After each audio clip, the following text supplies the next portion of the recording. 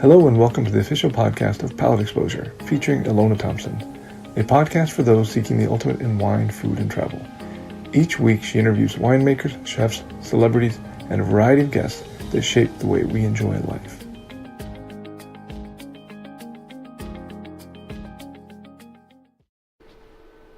Hello, Ilona Thompson with Palate Exposure.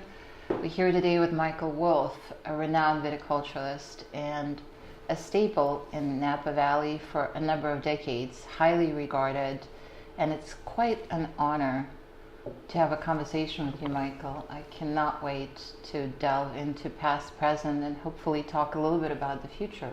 I want to start with your background. I understand you're from the East Coast. Mm-hmm. Yeah, I grew up just outside of New York City on Long Island, and went to school in upstate New York, graduated with a bachelor's in history. Liberal arts. Liberal arts. And once that was done, it struck me that I had learned to read and write, but I didn't have anything that I could do anything with unless I wanted to go to school some more. And I didn't want to go to school anymore. And I was just kind of desperate to feel like I could do something. Yes. So I went to night school and learned how to weld. Weld? Yeah. Why welding? Yeah. It was almost by default, kind of just, I knew there was work. Oh, practical. Yeah, it was totally practical.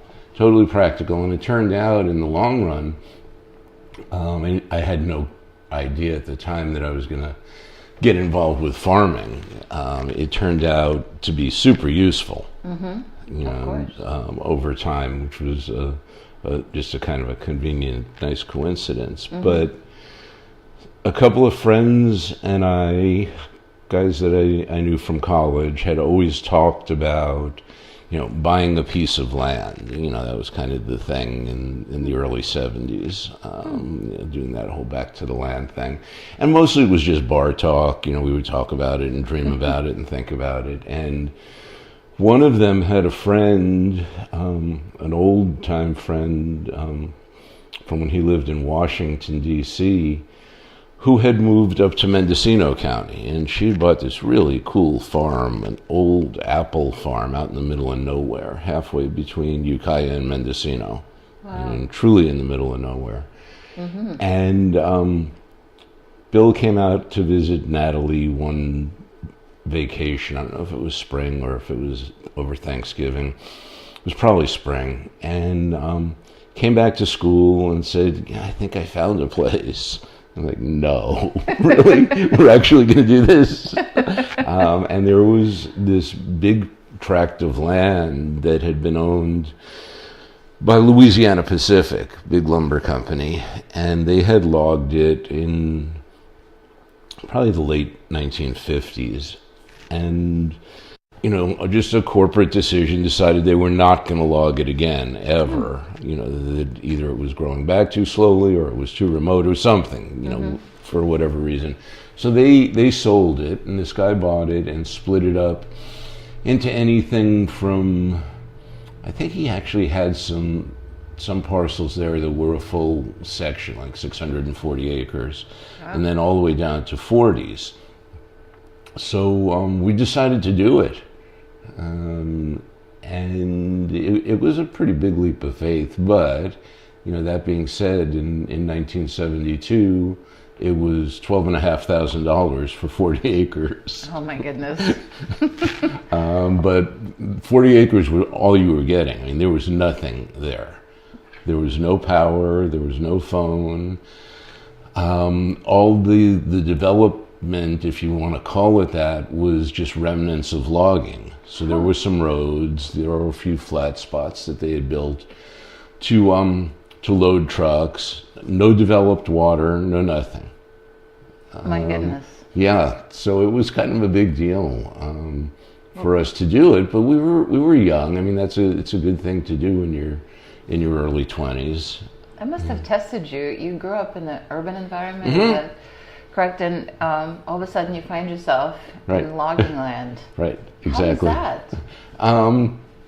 It was pretty cool, actually. It was, the biggest adjustment really was just getting used to the quiet. There was just nothing around. Yes. And we were just about halfway between Ukiah and Mendocino. So you'd go 18 miles out this semi-improved county road, and then another 3.5 miles up a dirt road to get there. And when you were there, you were there. And we would never, ever, ever go to town more than one day a week. Because it took all day. Of course. No, I understand. I've spent some time in Anderson Valley, which is not nearly as remote. Yeah. But for those of you that have been to Mendocino Coast, they know exactly what we're talking about. For those that haven't, it's worth to experience that. Yeah. Your mind is so much quieter, and you actually get to be with yourself. You have no other choice. Right. It could be helpful. Right. Yeah, and all we were, there was a great sense of urgency about everything that we did, because we got there in the early spring. We had to wait for things to dry out a little bit to even be able to get up the road. Yeah, for sure. We stayed with Bill's friend in the valley below where we were for a week or so, and then we were able to get up there, and then we needed to make a place to live before next winter. It's like a Survivor edition, early. Yeah. Early on. Yeah. So it was very focused. We worked incredibly hard, and it was just an amazing experience, very, very rewarding experience, because the reality set in. Like the first day we were there, if you didn't do it, it wasn't going to happen. Wow, what a life lesson. Yeah. How old were you? I was 22. Oh my goodness. 21, 22. Wow. That's quite a powerful introduction to reality. Yeah, it was.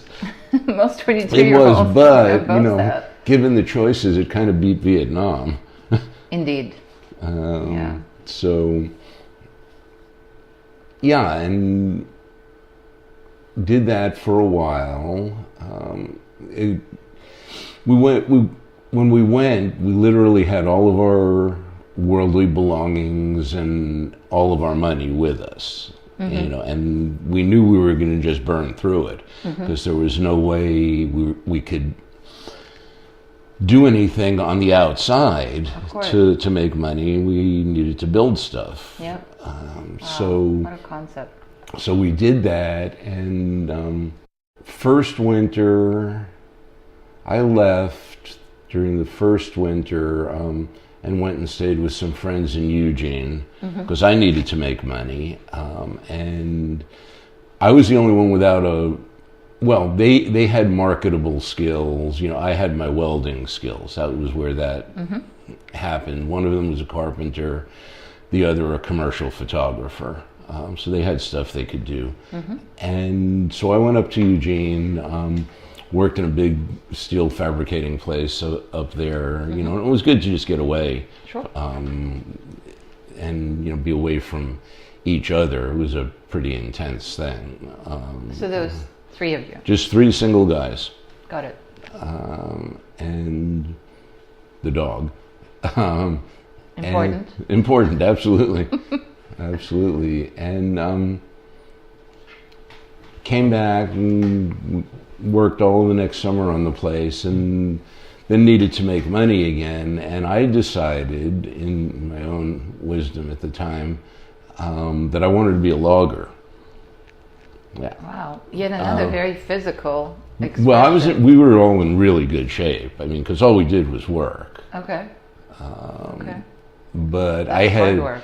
But I had no idea what hard work really was. I was going to say, I don't know until either. I did that. Even theoretically, even it seems that like was a lot crazy hard work. Yeah. Yeah, I was in really good condition from working all the time on the place, and in the first month I lost 30 pounds. My goodness. Eating like a horse. It was really, really hard.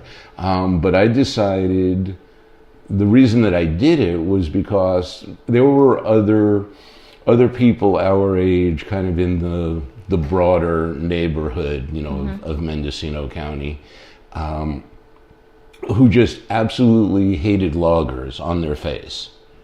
Why is that? Well, because they had destroyed all of the beautiful old countryside and cut down all of the redwood trees, did all of that, and I didn't think it could possibly be that simple. Yeah. So I figured the only way to really understand what it was about was to do it for a while. Yeah, wow. So there's some part of you that really wanted to get to the bottom of why things are what they are. Yeah, I wanted to understand why the land was the way it was. Okay. Because we were very, very tied to that land. It was everything to us, and it was important, and there was no other way to do it. Just sitting there talking about what bad people the loggers were wasn't going to get anywhere. Were you intimidating? Were you intimidated by the prospect of, this is a very isolated, probably insular area, and what was your state of mind like at the time? You just wanted to try it and go do it, or? Yeah. I wanted to try it and go do it, and I wanted to find out who all of those people were. It was a whole group of people that I had never had any contact whatsoever with. Where I grew up, everybody was the same. Sure. They all lived in suburban New York City. Yeah. Where I went to school, everybody was the same. Yeah. So there was natural curiosity. It was natural curiosity. It was a need to make money. Yes. It was a desire to not take a job in town. Okay. It was a desire to continue to be able to be outside all the time. Yes. So it kind of checked all of those boxes. Very cool. The stupidity and the dangerous part of it wasn't anything I was thinking about. Young. None of us think I about was that. young and indestructible and all of that stuff. So I did that for 5 summers. Wow. Yeah, and I thought that after that amount of time I had learned what I was going to learn, and I hadn't gotten really badly hurt, which was just a matter of time. I mean, that just happens to everybody who does that long enough. It's just a very weird, dangerous environment.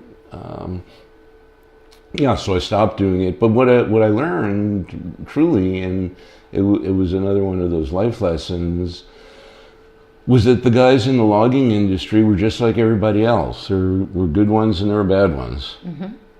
And I think it's true in every profession, every trade. And in what I'm doing now, there are people who are really good farmers and there are people that are really bad at it, and they do it anyhow. And they all get lumped into one bucket. They're all farmers. That is such an important point. It was the same with the loggers. Yeah. They were all bad guys. Well, Yeah. not really. Some of them were. Yeah. But some of them were really good guys. I think whenever we know very little about the subject matter, we tend to assume, like you said, lump everything together. So if you don't know much about viticulture, anybody that practices it becomes somebody that you're impressed by. Right. But you just made such a great point that that's not how it is at all. Mm-mm. So have you made friends? Was it kind of a community that that you became a part of as a result of not just residing but working so closely?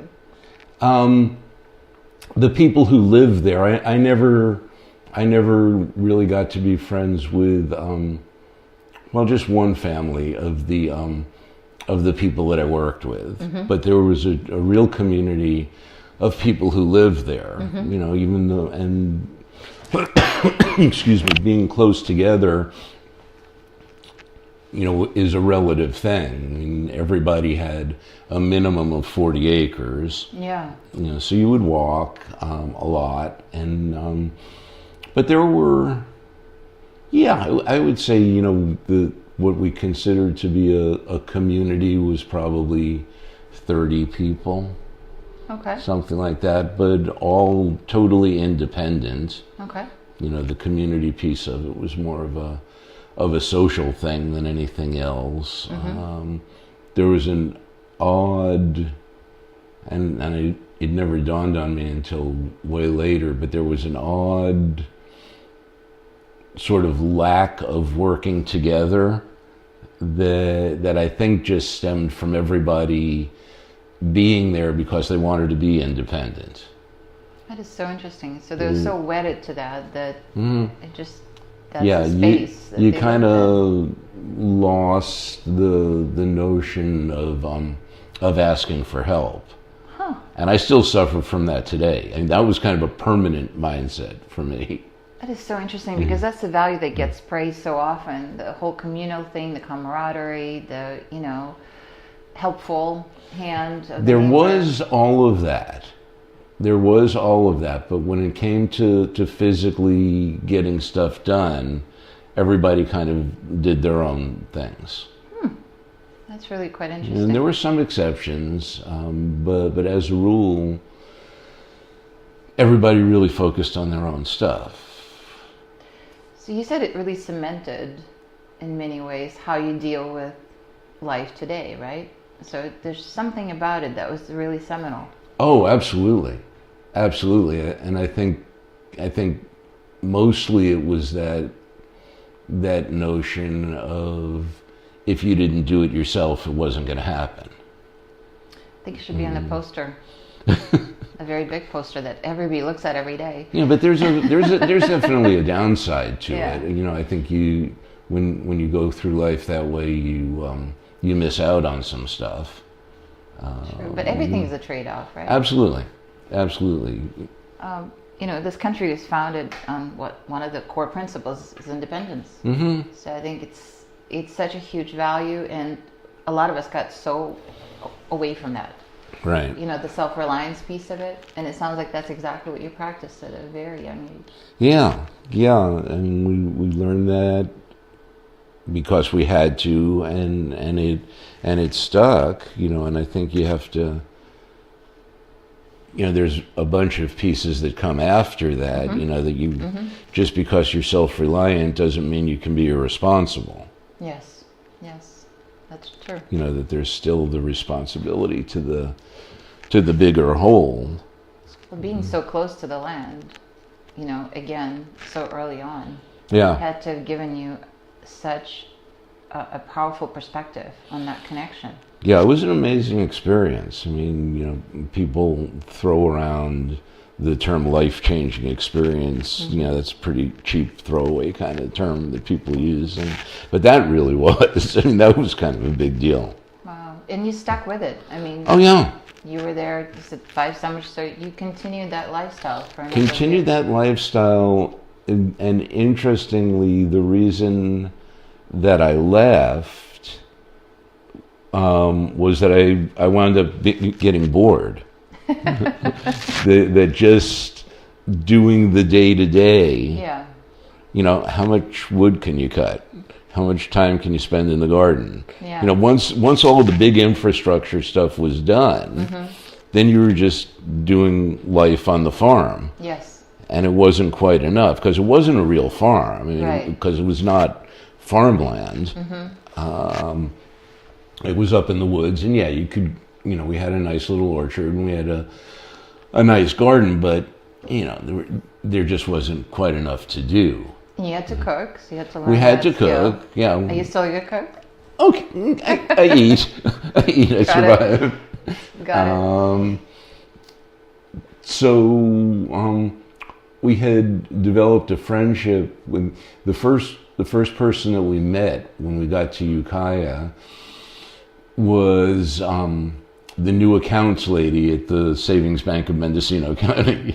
Well, we drove across the country with probably, I think we each had like $10,000, so like $30,000 in cash, Right. driving across the country. So we wanted to open a bank account that felt like a grown-up thing to do, and there was this wonderful woman who was the new accounts lady. She was just really sweet, really helpful and welcoming, and we got to be pretty close friends with her family, who had a great old homestead type family farm just at the beginning of Boonville Road when you turn to leave Ukiah and head towards Anderson Valley. I think I know where that is. Just right there on the left. Wow.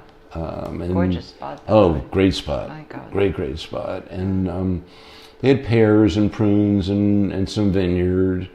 And over the years, from time to time, I would help Adrian, mostly during harvest, and drive a tractor and move bins around for him, and just little stuff. Sometimes during the summer, because with one of our logging jobs, I actually spent the summer with them because it was out by Lake Pillsbury, so it was a long drive, and the guy that I was working for lived in Ukiah, so I stayed with Jenny and Adrian, and so I would help him on the ranch in the evening, move irrigation pipe and stuff like that.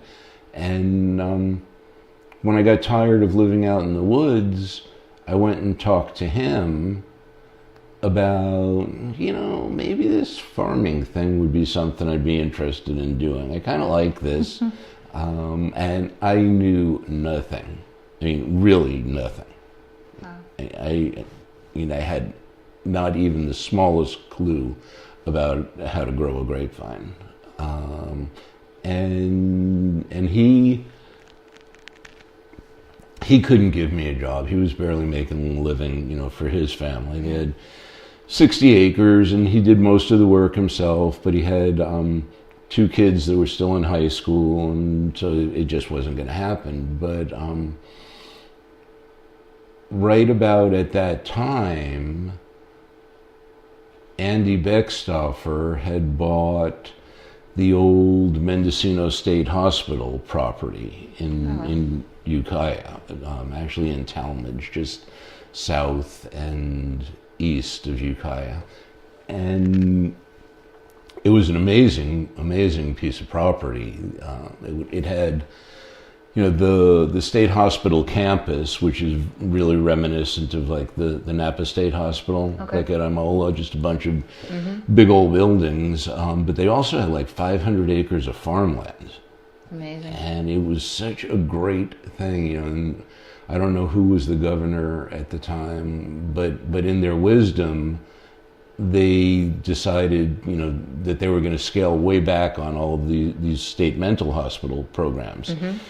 And this place was virtually self-sufficient, plus they grew a lot of food and meat and dairy products for the whole state hospital system. How about that? So they decided to close that down because it didn't make any sense. Yeah. And you talk about great therapy. I mean, the people who lived there did all the work. Wow. And it was a really, really cool thing. But when they shut it down, Andy decided that he wanted to expand outside of Napa. Wow, I didn't realize it was that early on. Yeah, it was in the late 70s. Wow, because I know he's really very heavily engaged with Lake County, but I didn't realize how deep the roots go. He actually had a vision at the time. He must have. At one point, he still may have over 1,000 acres of vineyard in Mendocino County. Wow. And it went way back to then. And they were in this development process, and there was, Adrian knew and was pretty close friends with Andy's general manager up there. And he went and talked to him, and he said, there's this young guy, he wants to move into town, he's about to get married, wants to settle down a little bit. He thinks he might want to work in a vineyard. And it's a very impressive recommendation. and he said, the only thing I can tell you about him is that he's not afraid to work. Work ethic. Yeah. Important. And Morgan said, good, we want people like that. And gave us a house to live in on the property, and just there was this wonderful guy who worked for Andy. Could be like he didn't give me opportunities, but was probably the most influential person, in terms of me wanting to be a grape grower. Mm-hmm. His name was Ernie Cizzoni, and Ernie was like in his 60s at that point, and he had literally grown up under a grapevine. That's all Ernie ever did. Sounds Italian. Mm-hmm. So yeah, he was one of the old Italian Mendocino County families. Cool. And the first day, first morning, go to work, and Morgan didn't quite know what to do with me. He hadn't thought about it very much. And he said, go with Ernie. And that was kind of all I did, was go with Ernie and just be like a puppy dog following him around. And asking lots of questions, and he was just an amazing teacher, and he just had this great sense, just an innate sense, about grapevines and how they grew and what the right thing to do was and what the wrong thing to do was, and I'm gonna say maybe 3 or 4 months after being there, and then when there wasn't stuff to do with Ernie, I worked with the crew. I would just go up and down the road with everybody else, learning as I went, and learn to keep up. And it probably took like 3 or 4 months, and a light bulb went on. I was like, I really like this. I think this is what I'm going to do. So there's an emotional connection that was formed. Yeah, very much so, but also kind of an intellectual connection, that it just made sense to me that what you're doing is totally dictated by nature. It's not like you're sitting in an office deciding what's going to happen. Yeah.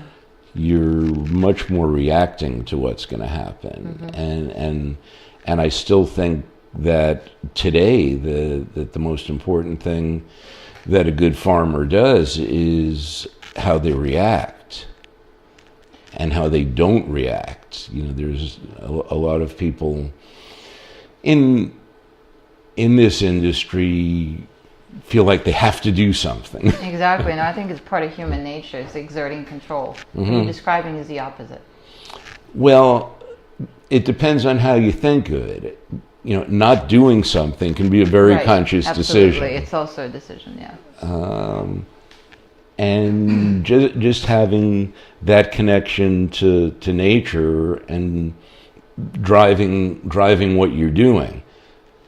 Yeah, if the frost alarm goes off at 2 a.m, it's kind of a pain in the ass, but it's what you do. Yeah. Is it a dialogue then of sorts, when you really are very attuned to what happens, and then your reaction is tailored to what you perceive as happening? Well, the way it happens for me, I think it harkens back to the conversation about self-reliance. There's the dialogue, but it happens in my head. Yeah. It doesn't happen out loud. Right, of course. No, it's all between the ears, but it's such an interesting piece for me, because again, I think human nature is that, maybe it's insecurity. I don't know where exactly it comes from, but most of us want to exert control because that's a knee-jerk reaction. It's like, something needs to be fixed. Right. And it's taking that step back and actually listening, thinking, and relating to what you're touching with your hands, in your case, very hands-on. Meaning that, it's not remote. You're not writing in a piece of paper and then something happens in some other realm. You actually are, in fact, very directly involved with your craft. Yeah, and I think, you need to pay a lot of attention to what the vines are telling you. Yeah. Because they're the ones that are, telling you what they need.